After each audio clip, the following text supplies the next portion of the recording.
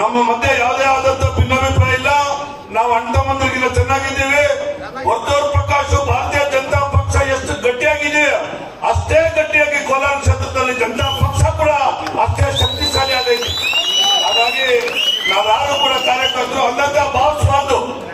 CM ಆಗಲಿ seat ಕೊಟ್ರೆ ನಾವೆಲ್ಲ ಕೂಡ ಕೋಲಾರ ಸಾಕ್ಷಿಯಾಗಿ ನಾವು ಅದನ್ನ ಮಾಡ್ತಿರತಕ್ಕಂಥ ಮಾತನ್ನ ಕೊಡ್ತಾ ಇದ್ವಿ.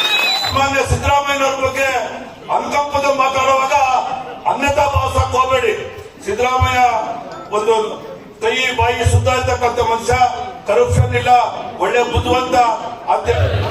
ನರೇಂದ್ರ ಮೋದಿ ಅವರಿಗೆ, ನರೇಂದ್ರ ಮೋದಿ ಅವರಿಗೆ, ಯಡಿಯೂರಪ್ಪನವ್ರಿಗೆ, ವಿಜೇಂದ್ರ ಅವರಿಗೆ, ಭಾರತೀಯ ಜನತಾ ಪಕ್ಷಕ್ಕೆ, ಜಾತ್ಯತೀತ ಜನತಾ ದಳಕ್ಕೆ, ಸನ್ಮಾನ್ಯ ದೇವೇಗೌಡರಿಗೆ, ಕುಮಾರಣ್ಣವ್ರಿಗೆ, ಬಲೋ ಭಾರತ್ ಮಾತಾಕ್ಕೆ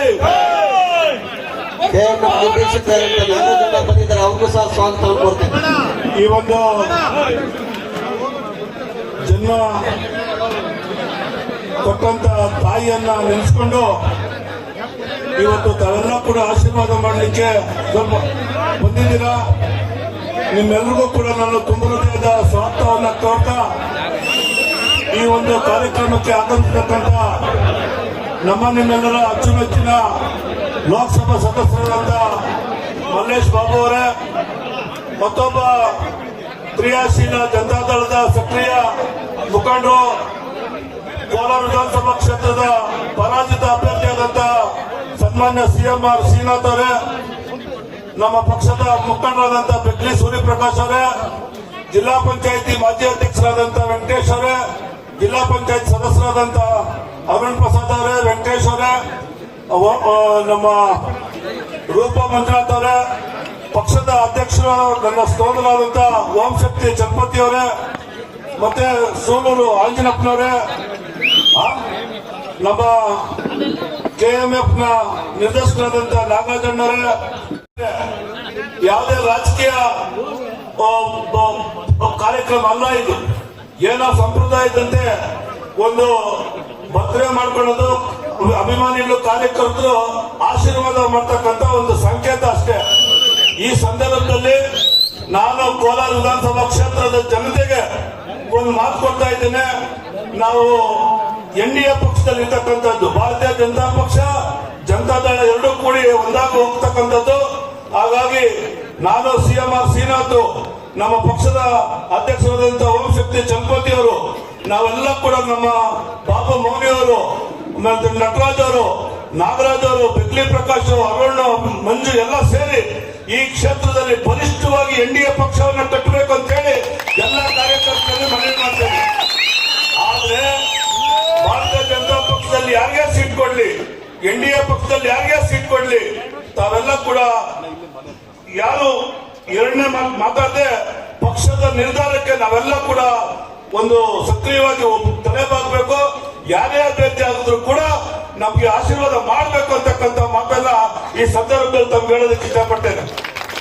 ನಾನು ಕಳೆದ ಒಂದು ತಿಂಗಳಿಂದ ನಮ್ಮ 23 ಗ್ರಾಮ ಪಂಚಾಯತಿನಲ್ಲಿ 2 ಗ್ರಾಮ ಪಂಚಾಯತಿ ಪಟ್ಟಣ ಪಂಚಾಯತಿಗೆ ಹೋಯ್ತು, ಕುರ್ಗಲ್ಲು, ವ್ಯಾಮಗಲ್ಲು. ಉಳಿಕೆ 19 ಗ್ರಾಮ ಪಂಚಾಯತಿ ಕಾರ್ಯಕರ್ತರನ್ನ ಮನೆ ಬಾಗಿಲು ಹೋಗಿ ಭೇಟಿ ಮಾಡಿ, ಇಲ್ಲ ಸಿಎಂ ಶ್ರೀನಾಥ್ ಹೋಗ್ಬೇಕು ಸೀಟು ಅಂತ ಮಾತನ್ನು ಹೇಳ್ತೇವೆ. ಹಾಗಾಗಿ ನಮ್ದು ಪಕ್ಷ ಡೆಲ್ಲಿನಲ್ಲಿ ತೀರ್ಮಾನ ತಗೊಂತಕ್ಕಂಥದ್ದು, ಡೆಲ್ಲಿಯಲ್ಲಿ ತೀರ್ಮಾನ ಆಗ್ತಕ್ಕಂಥದ್ದು. ನಮ್ಮ ಮಧ್ಯೆ ಯಾವುದೇ ಆದಂತ ಭಿನ್ನಾಭಿಪ್ರಾಯ ಇಲ್ಲ. ನಾವು ಅಣ್ತಮ್ಮಂದಿರಿಗಿಂತ ಚೆನ್ನಾಗಿದ್ದೀವಿ. ವರ್ತೂರ್ ಪ್ರಕಾಶ್ ಭಾರತೀಯ ಜನತಾ ಪಕ್ಷ ಎಷ್ಟು ಗಟ್ಟಿಯಾಗಿದೆ ಅಷ್ಟೇ ಗಟ್ಟಿಯಾಗಿ ಕೋಲಾರ ಕ್ಷೇತ್ರದಲ್ಲಿ ಜನತಾ ಪಕ್ಷ ಕೂಡ ಅಷ್ಟೇ ಶಕ್ತಿಶಾಲಿ ಆಗೈತಿ. ಹಾಗಾಗಿ ನಾವ್ಯಾರು ಕೂಡ ಕಾರ್ಯಕರ್ತರು ಅಲ್ಲಂತ ಭಾವಿಸಬಾರ್ದು. ಸಿಎಂ ಆಗಲಿ ಸೀಟ್ ಕೊಟ್ರೆ ನಾವೆಲ್ಲ ಕೂಡ ಕೋಲಾರ ಸಾಕ್ಷಿಯಾಗಿ ನಾವು ಅದನ್ನ ಮಾಡ್ತಿರತಕ್ಕಂಥ ಮಾತನ್ನ ಕೊಡ್ತಾ ಇದ್ವಿ. ಹಾಗಾಗಿ ನಿಮ್ಮಲ್ಲಿ ಭೇದ ಭಾವ ಬಂದಿಲ್ಲ, ಬರೋದು ಇಲ್ಲ.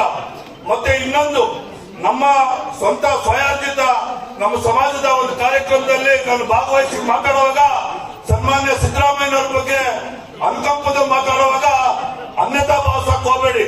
ಸಿದ್ದರಾಮಯ್ಯ ಒಂದು ಕೈ ಬಾಯಿ ಸುದ್ದ ಇರ್ತಕ್ಕಂಥ ಮನುಷ್ಯ, ಕರಪ್ಷನ್ ಇಲ್ಲ, ಒಳ್ಳೆ ಬುದ್ಧಿವಂತ ಅಂತೇಳಿ ದೇವೇಗೌಡರ ಹೆಸರು ಹೇಳಿದ್ದು ನಾನು. ಅಕಸ್ಮಾತ್ ಯಾರಿಗಾರ ನೋವಾಗಿದ್ರೆ ನಾನು ಈ ಸಂದರ್ಭದಲ್ಲಿ ಕ್ಷಮೆಯಾಚನೆ ಮಾಡ್ತಾ ಇದ್ದೀನಿ. ಕ್ಷಮೆಯಾಚನೆ ಮಾಡ್ತಾ ಇದ್ದೀನಿ. ಅನ್ನತ್ರ ಭಾವಿಸಕ್ ಹೋಗ್ಬೇಡಿ. ನಾನು ಜಾತಿಗಳ ಬಗ್ಗೆ ಮಾತಾಡಕ್ ಹೋಗಲ್ಲ.